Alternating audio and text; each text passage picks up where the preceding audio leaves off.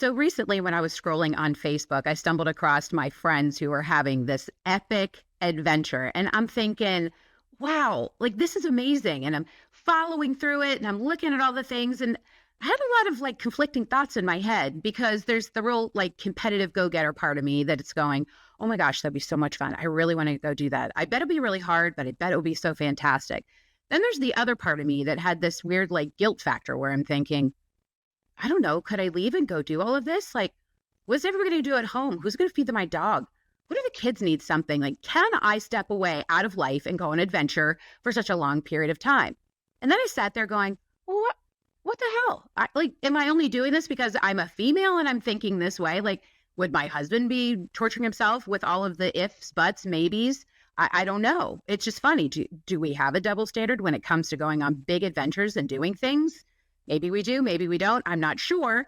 But I had to bring on these two women today to the podcast because not only can they walk through this with me, but I'm really excited to share the adventure that they went on. So I like to bring in my two friends, Preeti Ghosh and Erin Moritz. Hi, ladies. Hi. Doing well. I'm glad you came on the podcast today. You're not nervous, are you? Not at all. Because taking it. If you're nervous for this, given the adventure that you went on, I'd be like, come on now. But, everybody's different.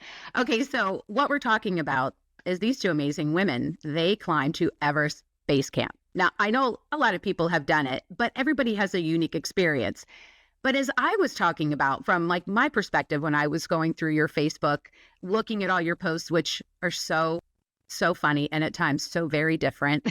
One of the big things I kept thinking of is, wow, like what in the world made you be the type of women to just want to go on adventures?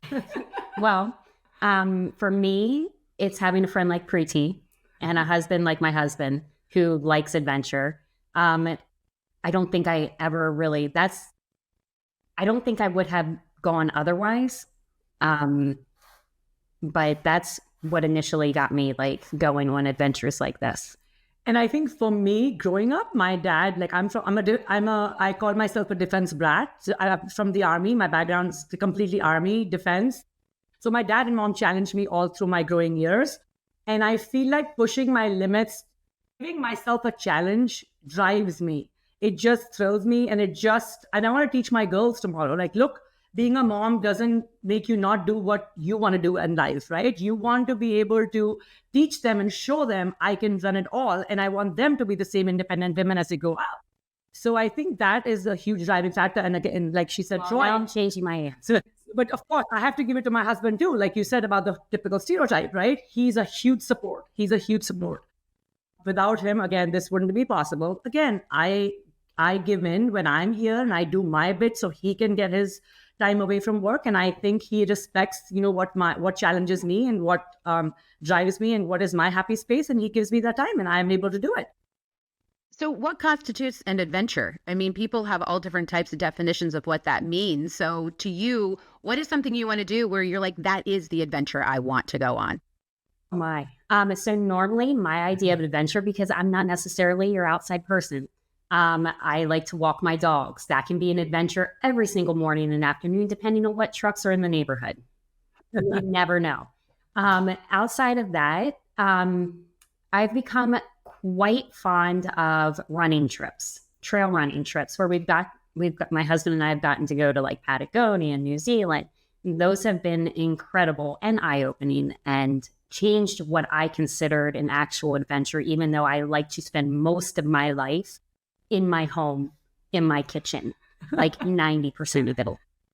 For me, I think adventure's always been being away from my comfy zone, like, not being in my comfy bed, don't have Wi-Fi, where we would, Erin and I, we would literally get to the like the tea houses that you call them. And then she'd be like, oh my God, like I'd be looking at her. We'd go to the desk, get the Wi-Fi, because as you know, we had to buy Wi-Fi while we were on the trip. So we would buy like Wi-Fi for an hour or two, have our post ready, our pictures ready. So for me, adventure is when I don't have the basics that I'm used to.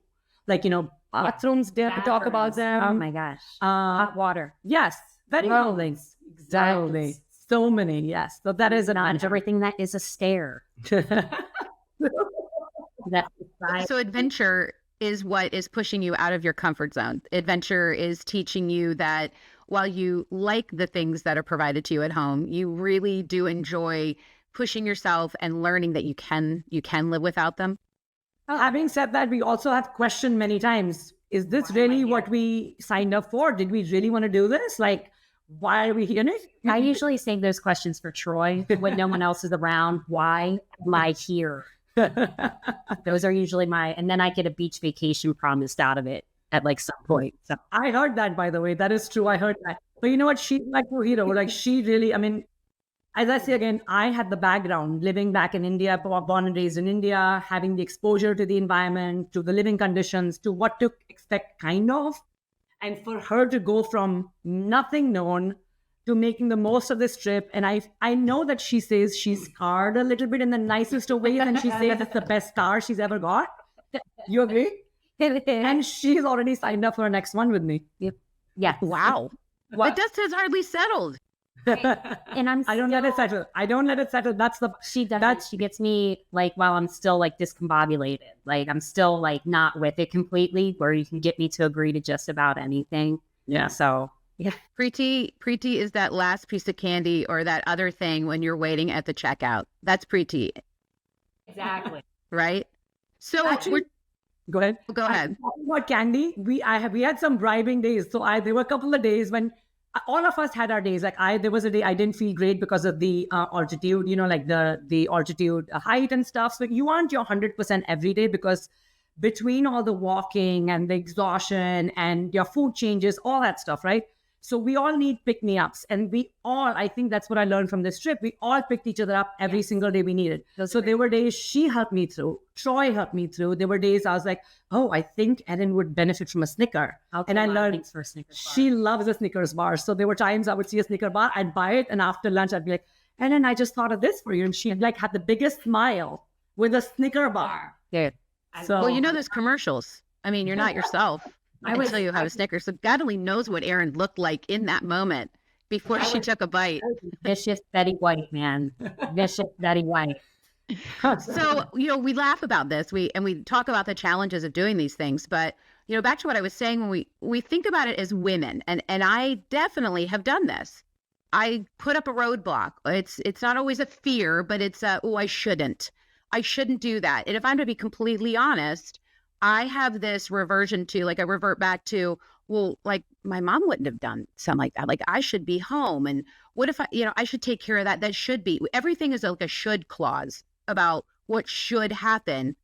But when we're, I'm in my early 50s and I'm thinking, well, what the heck what am I waiting for? I mean, does it ever get any better? So from your vantage point and your perspective, I know you both still have one child that is at home and the others are out in their in college.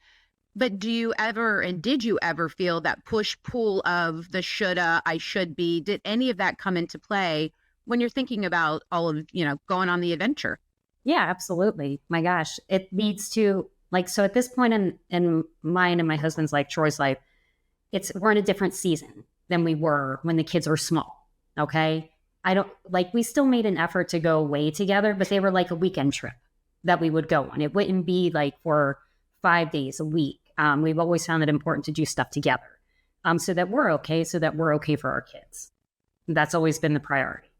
And then now that the kids are older, we can take a little bit more of a risk, but those risks aren't without having a conversation with them. Correct.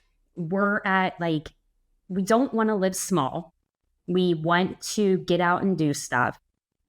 We want to see the world. The world is such a big place, and we want them to develop the confidence and see us have the confidence to go and do things, especially Maggie. I mean, I feel like girls are a little bit different. I apologize if that's not, but she needs to know. It's fair to say. That's fair. I want her to know that she can go do the things, that she is not just a mom. She's not just going to be a mom. She's so many more things than just a mom. But this past trip came with a conversation with them. Hey, things can go sideways. If they do, this is the plan, but we want you to be a part of making the decisions in that plan since you will be greatly impacted. You're still at home. Your brothers are at college. they're already out. That's right. So it's tough conversations, but like honest conversations. And as we get older, I mean, you could step outside at any moment and like have that. Yeah. So it's just an open communication. Yeah. And how did she, and how did she take that in? Was she like, because she knows you obviously, and was she receptive to all of it? She was. She let us know what her wishes were. She like laid on a little bit of guilt, which doesn't help like my mom heart. I can't believe you're going. I won't see you for like 3 weeks. Oh yeah. Like what? Who's going to take care of me? Because they were on a trip before. Yeah, us, they went. She went to Greece before we went to Nepal, so they were gone like even longer. But yeah, there was like some guilt. It would get tossed back at us. Hey, remember when you left me to go to Nepal? Like come up for a long time. Like when she wants her nails done, or like she needs something gapped in her car. I don't know. Right. So yeah. And I think for me, it was, of course, if it was Bobby and I both going, we would have had that conversation with the girls. In my case, it was a little different. He was here, but I still they know the risks when we're gone, and one parent is here and the girls, I've talked to them. And as I said before, I want them to realize and learn and know and grow with the fact that women can do it all, and they should be able to do it all, whether it's work, and it doesn't matter what age. Like Maggie and Kaya were on a trip to Greece before we left. And so Kaya said the same thing to me. She's like, Mom, I won't see you for a month. And then she's like, oh, give me a hug. And we gave her a hug, if you remember, when we were saying bye, and she was running away. So, and then I think it settled down, and she knew I was having fun. And she kept saying, every time I post a picture, every now and then, I'm so proud of you. I'm so proud. So I feel like I want them to realize and see and learn from this, and for everybody else. Like when I'm home, I give them 100%. I'm there for them. And I think this little bit of time, they say like love grows fonder when you're far. I think it's very important for them to know growing up that this is also okay. But it's not. It's not. No, easy. Of course it's not easy. Yeah. But you said two things. What with you, Erin? You said you don't want to live small. I love that, because I think that that's a great way to envision your vision of what you want to do, but also introducing to your children of how to live, how to live big and be excited about things. And you can miss people and you can be bummed you're not going to be around, but it's okay. And I love that with you, Preeti, your daughter gets to see what you're doing, and same with you, Erin, but just that feeling proud. Do you think that that's the message that we need to be able to empower our moms with? Because we are racked with guilt when we do things. We just are. So how do we push women out of that space where it's like, hey, just because you're a mom doesn't mean you can't go do all of these other things, which I swear is what like runs through my head. So how do you reach out to other women in a way that says to them, no, go and do, and trust the process? I think that it goes back to seasons. I don't think that I would have done this if they were smaller. Maybe I would have. I don't think that I would have. But for a while, I was just a mom. I was a mom and I worked, and that was it. And that was enough. Okay. And I'm not saying that it's not enough anymore, but at this point in my life, when my kids are teenagers and like they're going off to college and Maggie's getting ready to leave, gets easier. It's easier, and I'm more than just a mom. Right. And it's okay to want to be more than just a mom. And I think that sometimes gets lost in the I should be doing. I need to is one of the other things. You don't need to, you choose to. Correct. That is, you have to reframe it. It's okay to make yourself a whole person and to like things outside of your house. Correct. Outside of your kids. Wait, Erin, did you hear that from your own self? It's okay to like things outside of your house. I can make sure I put it in a little frame for her and give it to her so she can keep it in the office. Yeah. Erin, this is what I love hearing from you, because, and I know with, Preeti having been an Army brat, I grew up with a bunch of them, and you're right. They have a totally different view of the world. It's a very small place and you can make it anywhere. And, but Erin, I love that, and maybe it's part your husband too, who's pulled you out of that and with Preeti. I love but it sounds like you're just excited to continue to push yourself too. Like you have that ability to take away the Erin who's the mom and the wife, and you have the ability to drop in I'm still Erin. I'm still Erin, the woman. I've just grown older, and these are the things that are still important to me. Yeah. Well, I like myself better now than I did like 5 years ago, 10 years ago. I love the person that I have been able to grow into and develop into. I do. And I think it is, if tell me if I'm wrong, I think it is also because you are spending, I'm not saying you didn't spend this time on yourself before, but I think because you are doing a few extra things for yourself that you didn't do when the kids were younger.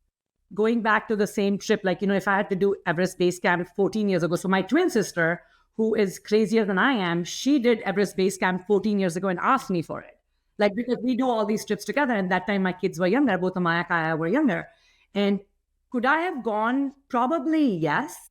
But I feel like I was at that stage with the girls. They needed me so much more than they need me now. And I just thought it'd be a lot on, again, Bobby could handle it. All that was great. But it just was that mom guilt. I think I'm going to wait a little bit till they get a little older.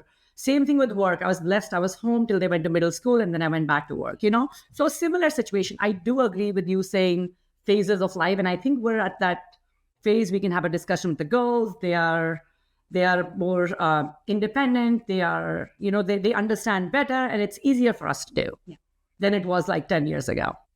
Yeah. Well, and I just listening to you, Erin, not many women can say, I really like myself. I like this version of me. I like me better. I mean, that's pretty beautiful in and of itself, because most of us are hard on each other. We're hard on ourselves.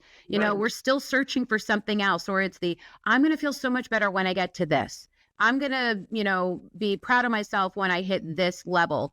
And I just love that you are recognizing that it's, I think it's probably what is part of what opens you up to all the adventure.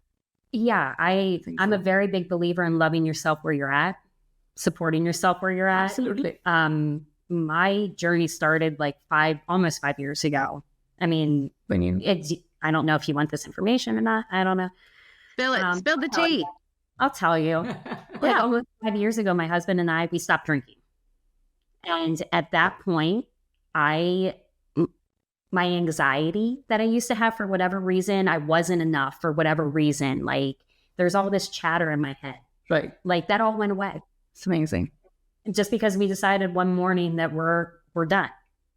And at that point, that opened up about 5 million windows that I could crawl through and grow. And he gave me one of the greatest gifts ever by dating, retiring me like a racehorse. I don't know. It was during COVID. So he retired me. And that gave me even more time to grow. So I recognize that I'm very, very lucky in that regard. When you say retired, you're still the CEO of the Moritz family. I am Yes. on that ship. Exactly. Yes. You do.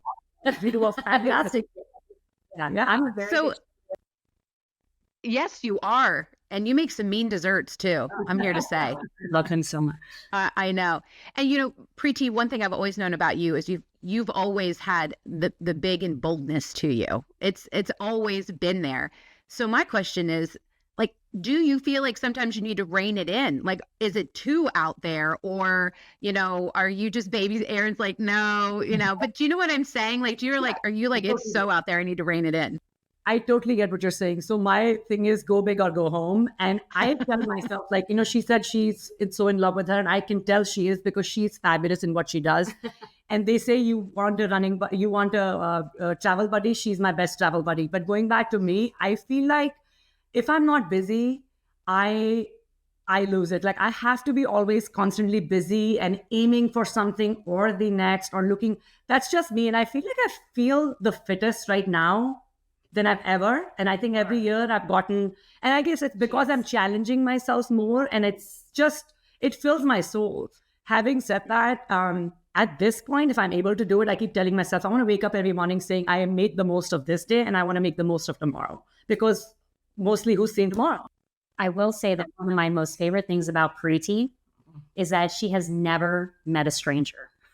It doesn't matter where we go, what we're doing. She is just this force that you can't help be drawn to, and that you just can't help but enjoy being around. She makes everything fun. Even when she's miserable, she had a headache. Girl was running down the mountain. Like she's running up the mountain. She had like a little bit of a twisted ankle and she was still like plowing through with her, like leading the pack with her pole. Like there is no. You are so kind. I just enjoy it. I'm telling you, just the thrill. I think the thrill, the adventure thrill, like anything that challenges me, it just gives me, it drives me. It drives me. And then every time whoever I'm running with or doing anything that's crazy like this, I just get in that zone and I'm like, guys, we should do it. We should just do it. Like we're all a team together by the end of it. So I'll be dying on a run and she's like saying hi to everybody we pass. She's cheering on, she's clapping and like partying. And I'm like, what is happening? You're choking on the remainder spit that's in your mouth because you're so dry. I look like I got hit by a freight train and here comes Preeti like fresh as a daisy. Like it is amazing. I promise I don't take any medication, by the way. I should probably take some medication. How'd you know that was my next question? No kidding. Pretty much everybody who knows me asks me, like, do you take any medication? Do you ever sit down? So I tell you my typical day. I wake up at 6 in the morning, 6:30. I don't think I sit down till dinner is done, like 8:30. I'm in office. Yes, at work, when I have to sit down, I do. But if I don't have to, I usually don't sit down to enjoy like even a cup of tea or a glass of wine till the day is done. That is amazing. Sometimes you can confuse me with the potato. I've heard some stories. But Well, you can be a badass when you want to be a badass. Let me tell you that. so having said all of that, which look, having known you as long as I have, I've seen all of this, and anyone who's seeing you now in the video of this podcast can see that you just radiate joy. There's also a level of, again, going back to women and how we think of ourselves and what we say, is this level of like judgment, and, oh, you're doing this, so you're too happy, or what is wrong? So, I mean, seriously, I don't know why we do this to each other. I think there's a double standard. I don't think men do this to each other. We don't. No. So talk to me about that. Like, why are we judging each other on this adventures we do, or why are we judging each other on our happiness or whatever? Why the heck are we doing this? You'll never get judgment from me. Okay. Yeah. First of all, I will throw that out there. I will say that sometimes it feels like people judge because they're unhappy with themselves. I think that sometimes they covet. I'm going to correct you. I think mostly people judge because they're unhappy with themselves. Okay. Like that's in my head. I just feel like there's some void somewhere Yeah. with them. And that's when they find a reason to be able to be like, hey, how can she have like a perfect life? How is she out all the time? How can she do it all? And my question at that point, Erin, do you know and I'm putting it on myself, what I do to be where I am today? I work my rear end off to be where I am today, to achieve what I have or to get what I get. I just don't get it in a platter.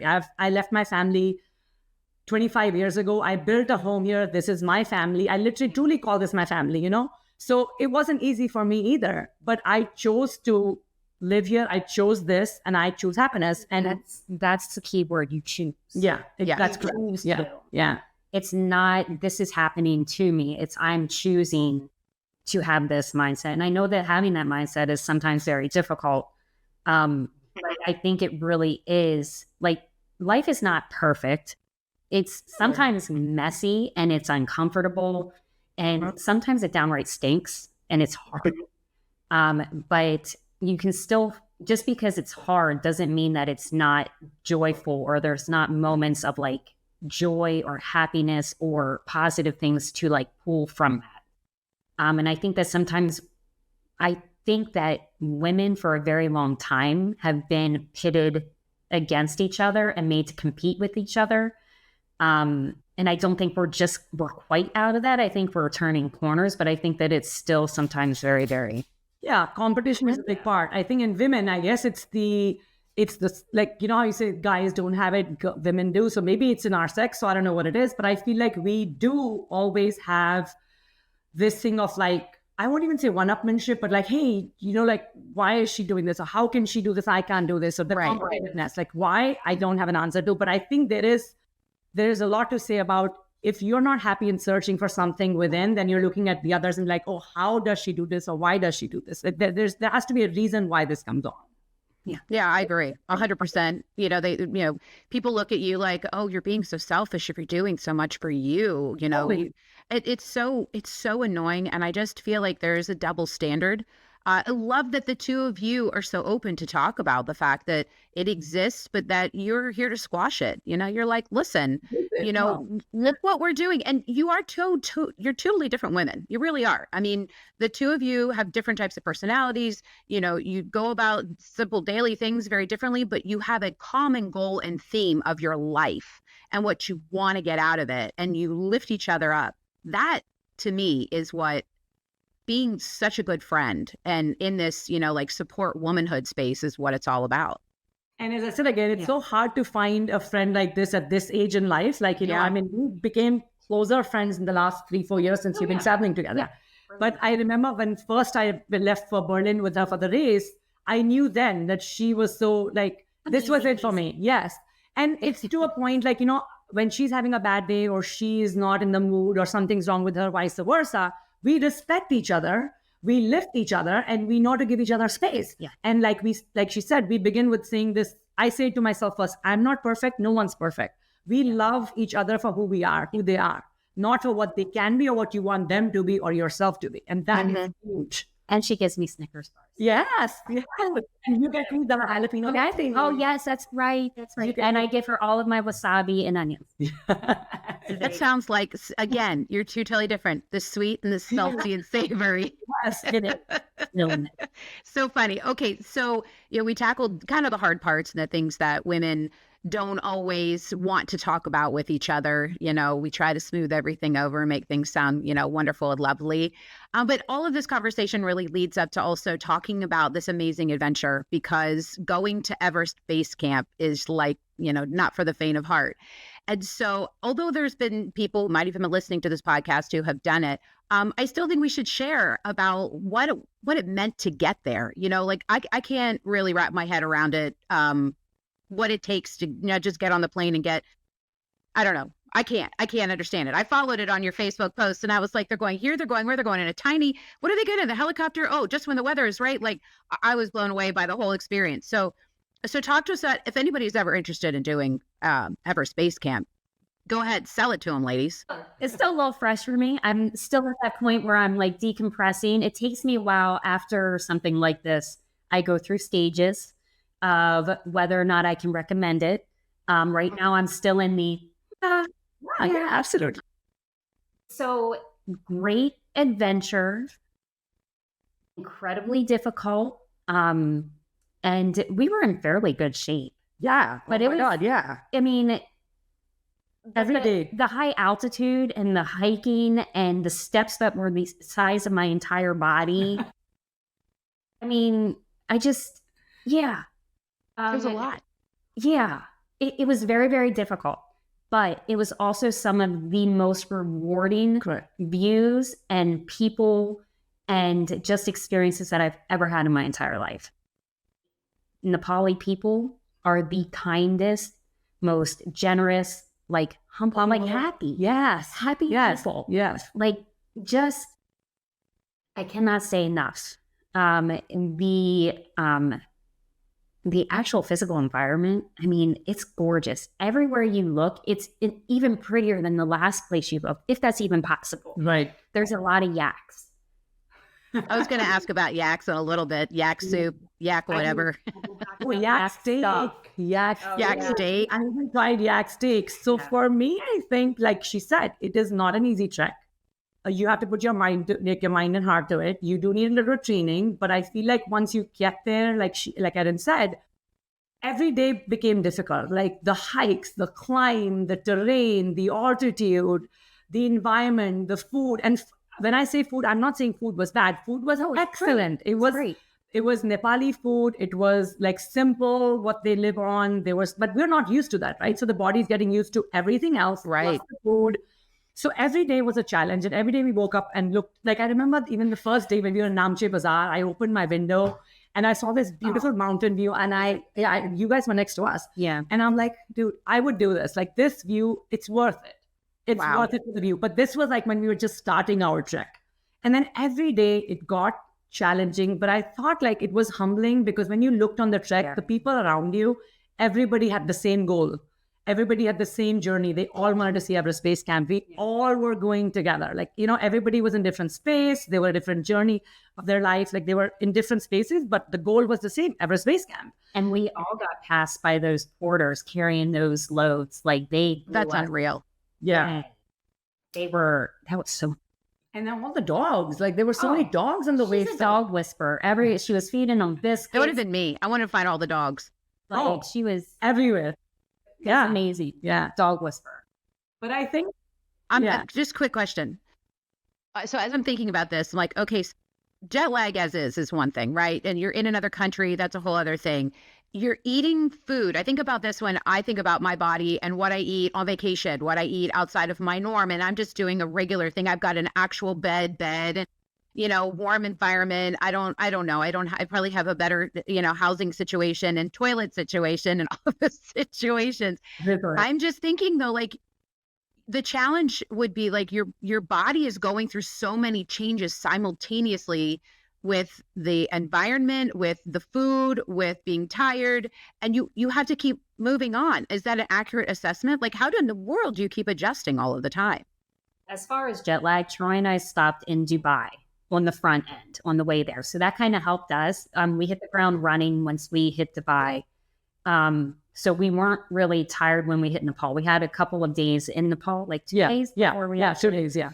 Now, as far as the food goes, my body is fickle. I am a very habit-oriented person. I love monotony in my daily life. But coming back from this trip, I did finally start eating eggs again. I had eggs. What? I did. I finally started. I caved in because I'm like, what else am I going to eat? I'm shook. You said you swore to me, I'm never eating eggs again or potatoes. But listen, I don't believe you're fickle. Like seeing you, like you never made a face. You ate what we got. You that ordered. Would be rude. No, but I'm just saying in general, what I'm saying is you were very good with what food options were and you finished your plate every day. So I think that says a lot about like, it would never occur to me to complain. Yeah. But you ate, like, I would never, like, people who are fickle, they're like, I want only meat and potatoes. I only want mac and cheese and I only want chicken. You know what I'm saying? Like, I never. You go on a trip like that with that mindset, though. You can't. Absolutely. But having said that, like, not one day, like, of course, third day I was looking at it, I was like, oh my God, we're doing eggs and bread again. I'm like, I don't think I can eat any more rice, but here we go. Is there a reason? But is there a reason behind it with like the protein and the carbs? Like, do they think about that? Like, this is what you should eat to fuel your body, or is it just basically what's there? So I think it's more their dietary staple. Like any place past Namche Bazaar, like the meat becomes sketchy because you don't know how old it is. I will say that I was actually delighted by the one day I got canned tuna on my rice. Right. I like that. Nice surprise. I know. Yeah. Because I was canned, I think. Yeah. I liked it. But it is staple. Rice and lentils are a staple, and potatoes. I don't think I ate as many potatoes in the last 10 years that I ate in these 12 days. And I am a meat potato person. I know. So there was potatoes for breakfast if I wanted, for lunch, for snack, for dinner. And I enjoyed them because the body needed it, I guess. So we were craving them. And the choices were limited. Like you had noodles, you had dry. I mean, you had decent choices, but dal bhat. Yeah, you said it right, dal bhat. That's the staple that we were eating called dal bhat tarkari. It's Nepali language. Basically, it's lentil with rice and vegetable. You did try it one day. Right? I did. It was very good. Yeah. It was very good. But I hadn't done that until like towards the end of the trip because I didn't want to introduce, like, because my body is used to routine. It knew rice, it knew eggs, it knew potatoes. Yeah. So that's what I stuck with because I didn't want to have a bathroom situation and have to find a hole in the ground. Because I still don't quite understand how the hole in the ground works in some circumstances.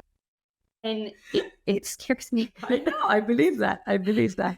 But like eggs to go back to your point, the egg and the bread in the morning, that was the only protein we would have. Yeah. So when we got the choice of eggs for breakfast, we would totally dive in because that's the only protein we would get, for the 1 week. Yeah, except so that was an easy choice to make because eggs were easy to transport, but meat wasn't. So we did not have much protein after we climbed over Namche, which is 9,000 feet. Mm. Yeah. So you have to pack for understanding weight, that you don't want to carry too much weight, but you also have to be prepared for the elements. What was that experience like, especially when you were shifting into different weather? I know you came upon snow as well. So what was that experience like? Everything. Well, I failed inspection. Did you? Before we even left Kathmandu, I failed inspection. I had to go buy some stuff.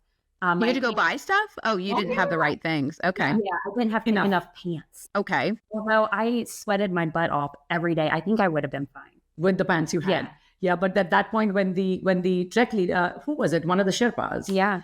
He basically offered to look through our stuff. The two reasons that he was doing that is, first, he wanted to make sure we were equipped with what we needed. Yeah. The other, they wanted to make sure we have only the amount of weight that is allowed, because when we fly from Kathmandu to Lukla, which is the most dangerous airport in the world, we have a 50-minute flight there. Those are small planes or a helicopter, and they only take so much weight. So we guys were allowed 9 kilos or 10 kilos? 10 kilograms in our big, 12 in our big bag, 3 in our day pack. Yeah. And they didn't ask how much we weighed. Yeah. And so we had you would think that would matter. If they're doing all this weight shifting around, like. I think they have a ballpark, and if they usually guesstimate, and I'm thinking they think usually, people who are coming to Go Everest Base Camp, they have to be fit and as a certain age. And in all of its hilarity, people showed up wearing layers. Yeah. Because they couldn't pack them. Yeah. Oh, yeah. That would have been me. Yeah. All the extras hanging off of me. It's like 85 degrees, and we have on like 3 coats, like 2 pants, like a hat, with skull cap underneath. Oh my gosh. So she failed inspection in Kathmandu, but then when we came to Namche Bazaar, because of weight restrictions, I had all the stuff in my bag that I had to leave behind in Kathmandu. So I ended up buying some gear in Namche Bazaar. Yeah, so between the two of us, we did have to pick a few pieces, again, to make sure we had enough for layering and stuff, because, we weren't changing many times. I wore the same pants for like 3 days in a row. Oh, you don't want to know how. What are you going to do? Oh, you just take your underwear and turn it inside out, or you just wear it and then you're like, chuck it, I don't need it.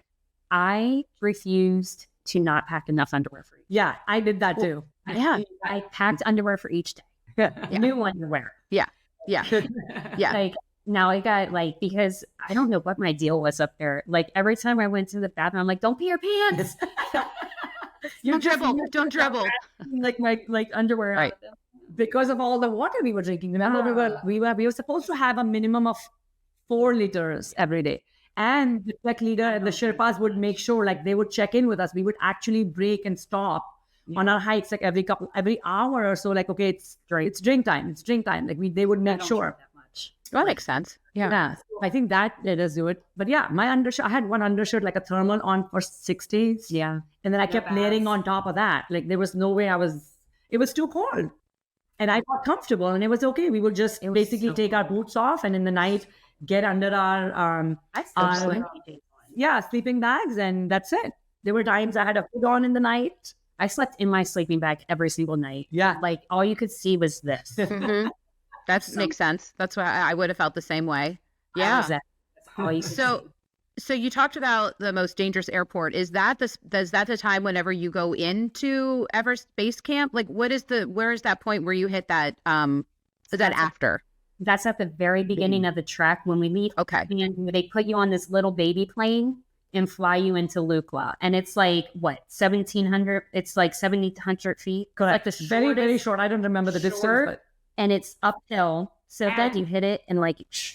And at the end of the airport, it's basically drop off. Basically, it's a drop off into the mountain. Basically, so if you don't make it, then you're down there. Basically, yeah. And it only operates until 3 or 5, and it's very weather dependent. Yeah, and that's why we had to take a helicopter home, because the fog and the clouds kept coming in and bad weather. Oh, okay. Was there any time that you were afraid? Were you ever fearful at any given time that something could go wrong? All the time, every day in my life. Were you? Yeah. Actually, yeah. I didn't. Yeah. Okay. Yeah. Well, I thought my head was going to explode up in the highest point before Everest Base Camp. I woke up in the middle of the night and asked my husband if that was actually a thing, if heads actually explode. Yeah. Yeah, because you had some altitude sickness, didn't you? I did. Steroids, take them. That's going to do it. Take your Diamox and take your steroids. It helped. It made me a completely different person. I could play spoons. And then I have a video here, by the way. We should share it with you at some point. She was so quiet. You could tell she was like hurting and Yeah. she was like, pushing through her limits and not feeling the greatest. And then she like Troy dosed her with made whatever. me take it. Yeah. And 3 or 4 hours later, when we reached the tea house, they were called tea houses where we stayed for the night. So we would get there and just change our boots and get comfortable basically. And then gather around because that was the only space in the tea house which was heated. And when I say heated, they were heated with coal and yak cake, like yak dunk. Oh yeah. Wow. Huge. What do I say? Like a metal, like a stove, like a. Did metal... you say yak dung? Yes. Did that smell? No, it But we didn't. all smelled Okay. Kind of, Well, yeah, right. You're You're like, is it me or is the yak dung over there? Yeah. No, it's literally yak dung cakes. Like they would dump them Okay. in, and then they had a little chimney going up, and that would heat the room. So we would surround ourselves there, play games, chit chat, get like hot tea. So we started to play a game. It's called Spoons. Very, very Love that fun. game. It's a fun game we learned. Yeah. She was a changed person. She was giggling, and I had to record, and everybody's like, "This is Erin. Like this is Erin. Like the steroids really qualified. Yeah. Like it was You were. I was miserable, but I was quiet. I like to panic and suffer quietly. So I don't like No, you probably didn't want to put that on another person. I mean, you do everybody, you don't know what everybody else is going through. So why would you put that out there? I mean, except for Detroit, where you probably looked at him and were like, I was like, She's like, when is my beach vacation? When Yeah. am I Right. going from here? Yeah. I was like, and he would like turn around to like look at me. I'm like, baby. I may have heard one or two of those. I may have heard one or two of those. And she was like, Yeah, she was at this time was like, leave. And I'm like, okay, Preeti, walk ahead. I'm out. I'm out. Behind me. It's all good. Yeah, I brought up the rear very much. No, but you did awesome. Like you really, truly No. did. Yeah. So in this experience with this, adventure, were there moments where you reflected in a way while you were on it, you thought about things? I know, Preeti, you said you opened the door the one day or the window and you were like, oh my gosh, this view is incredible. But can you think of any specific time when you really had such an awakening or, a thought that just occurred to you that you're going to keep with you forever because of the experience? Yeah, when I was at Everest Base Camp. So I was able to go into the actual camp. I was there for almost half an hour, 45 minutes with my trek leader. And the reason I got to go in was he had to deliver a book or something. So he said, do you want to go? And I said, sure. I was surrounded by ice falls, like just looking at, like, I can't even describe, like, I won't do justice if I speak to you about it. Truly, like, I'd always thought of this. Okay, I'm at Everest Base Camp. It wasn't the journey at that point. It was like, I just felt so accomplished. I always had a goal of making it to Everest Base Camp. And I was like, looked around, I was like, oh my God, this is actually happening. I'm here. So yes, that will always live in me. And I think at some point I'm going to go back. My sister and I talk about they have a marathon, Everest Base Camp marathon, where don't freak out. You go slow, you go the same in 12 days, you like kind of acclimatize, but you have to stay at Everest Base Camp for a week to acclimatize to that 18,000 feet. And then after the week, I think it's in May, end of May actually, and then you basically come down from Everest Base Camp to Namche Bazaar. The distance is 42.2 kilometers. So it's on my bucket list and I would like to do it someday. That is not on my bucket list. Erin's like, I've already checked my box. I'm not. I may be talking mean, to do it. Everest Base Camp was not even on my bucket list. It was not on my bucket list. Right. It was in a book somewhere that other people were going to be experiencing and it wasn't going to be you, right? It was a dinner conversation. It was just a dinner conversation. Oh yeah, we were. I think it was the holiday party. Mhm. She comes over to my husband, Troy, and she's talking. She goes, "Before I turn this age, I want to go to Everest Base Camp." And before she even finishes talking, he goes, "We're in." Yeah. And I'm like, "Who's Julie we?" did. Like, what? I hope that he would forget. He did not. Preeti did not forget. Yeah, no. And then to a point, actually, he was the one who followed through after a month or two because I'm I think he's a little more, I mean, again, you see his profession, he needs to mark those days off and he needs to plan way ahead than I do, right? So he kept saying, I think a month went by. I kind of knew in my head when we were going, but we hadn't, jotted down the dates. And he's like, oh, by the way, if you can figure this out with the group that we're going so I can block my calendar. I'm like, yes, they're in. So I was really happy. Well, and this man never remembers anything. Oh, but he's going to remember that. He remembered that. He did not remember a lot of stuff. Yeah. It's, You're good. Shit stuff. Yes, exactly. So when we reflect about all of this and you have someone who comes up to you and says, I mean, I've been thinking about doing it. I don't know what I want to do, or just in general, wanting to put themselves out there, whether the next cocktail party or luncheon or whatever, and somebody is talking to you about it. Erin, I know you said you're like, "Oh, I don't know." But in terms of what you've learned about the spirit of being adventurous, because I know you've done other things with marathons and stuff and pushed yourself, what is it that you want to say to that woman who's on the fence about it? Do it. Absolutely. No matter what, even if you're nervous, do it. If you're scared, do it. That's probably a sign you should do it even more, like even more so. Don't not do it. The kids can get taken care of. I mean, whenever I go, I make sure my dogs are at the dog sitter. My mom is at the house taking care of everything. Troy just has to exist. If he is not, he just has to go to work and come home. Like if he's not going with me, like everything can be lined up. The right people in your life will support you and encourage you and make sure you get there and that you get to have the experience of a lifetime and make your life what you want it to be. I would say exactly what she's saying. Do it. Exactly do it. Because I'm thinking if you have that thought in you and you want to challenge yourself, this is the time to do it because nobody's seen tomorrow. And like she said, we talk about, when we go away or when I go away on trips, it's not like for me and even for you, it's the same. We plan. So I make sure the kids are lined up and if Bobby needs something, that's done. So we do our duty and we make sure things are lined up the way we want to be able to go so that they are not, he's not inconvenienced as much. But at the same time, as I said, we have to be more than just a mom and be able to pursue our goals and dreams and want to show the kids we are able to do it. Absolutely. And you have husbands that are supporting you, which is so important. And, you have parents that have maybe not paved the way to do something like this, but clearly they have supported you in, some way, shape or form, maybe judged a little bit, but still said, yes, I'll be there to help you. I'll watch the kids. I'll do whatever. So you have to have a support system to help you through it. Okay. So as we wrap up this podcast, where's the next adventure? Erin, where are you going? And I'm not talking a vacation. Where's your next adventure? Oh. Or don't you know yet? Did Troy not plan it yet? So we're going with Preeti to India on another hike. Love it. Wow. That is the big adventure. Maggie may want to go to Thailand for a running trip, but she has to train. So fantastic. We'll see if she actually trains. She doesn't just get to go just because. But other than that, I have a couple marathons coming up. Fantastic. That's awesome.